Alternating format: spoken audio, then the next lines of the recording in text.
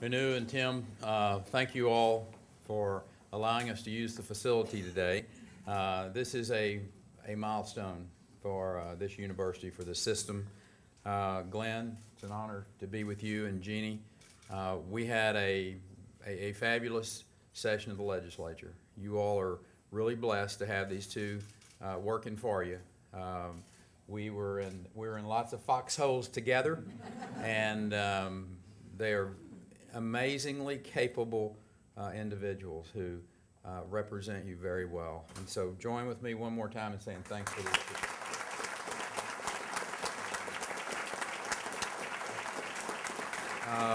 You know, it's really interesting, Tim. The University of Houston Victoria never did buy into that old adage of, you know, kind of starting at the bottom and working your way up. You all started just darn near at the top and said, okay, let's go from here.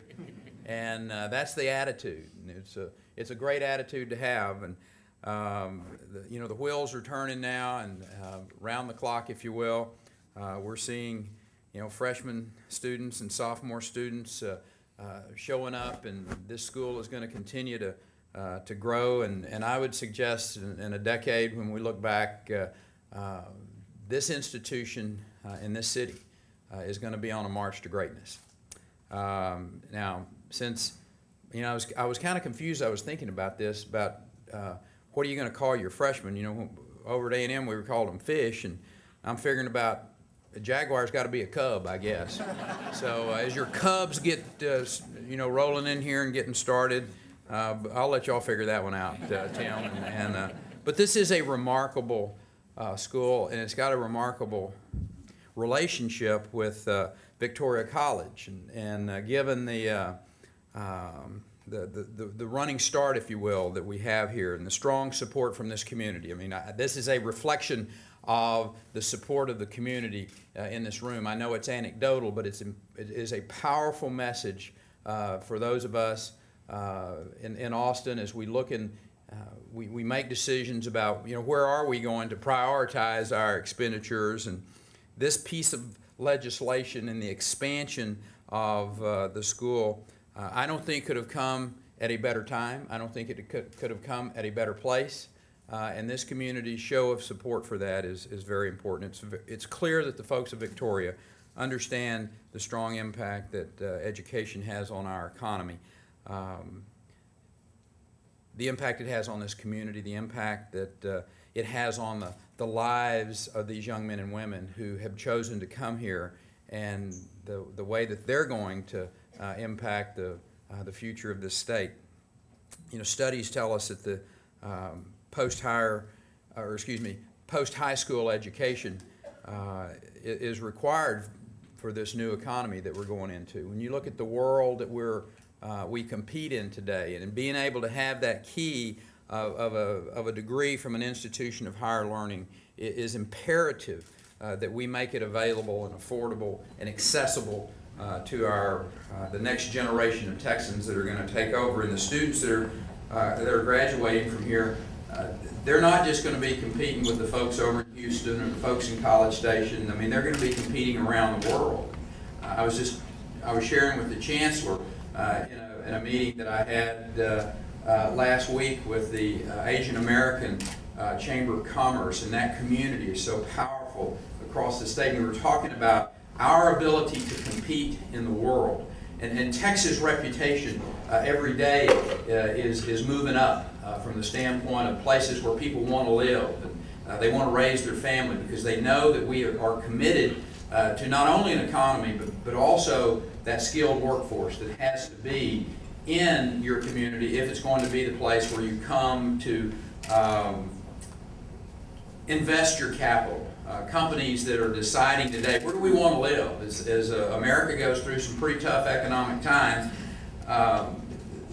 there are men and women sitting around boardrooms today making decisions about where do we want to be located in the future. And these two members of the legislature have been part of a team that have created an economy that is the envy of the world.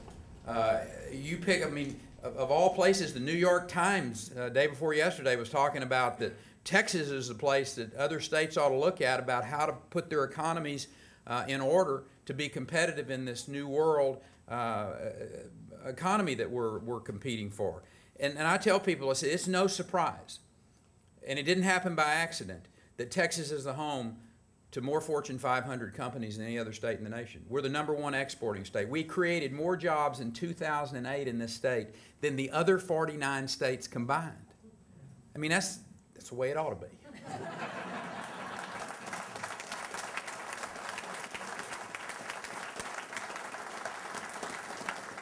Or that ought to be our goal. And just this last week, I was in the outskirts of Houston announcing Farouk Systems that we're bringing 1,500 jobs into that facility. And they're bringing those jobs from Asia, which is really interesting. You know, for years we heard, oh, jobs are going offshore, we're losing jobs. And now, because we've created this great environment in the state of people, we're actually luring jobs back into the state of Texas that had been offshore for a while. Caterpillar, one of the great names of the industrial world, announced back early last year that they were going to consolidate, and all of the engines manufactured with the Caterpillar name on it's going to be in Texas, at Seguin, Texas. Medtronics, it's a medical technology company. They develop an artificial pancreas. They're moving out of the Bay Area in San Antonio, or the Bay Area of San Francisco into San Antonio. 1,400 jobs in very high tech and high paying jobs. And you know, all of that goes to why we're here today. And we're so pleased to be here and to know that the University of Texas in Victoria is going to continue to graduate young. What did I say? Well, don't ever get confused that I am ecumenical. For an Aggie to say that is a step. The University of Houston in Victoria.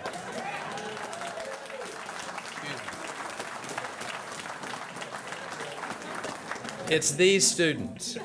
It's young men and women just like these three sitting in this front row here that are going to continue to graduate from this institution well educated, well prepared.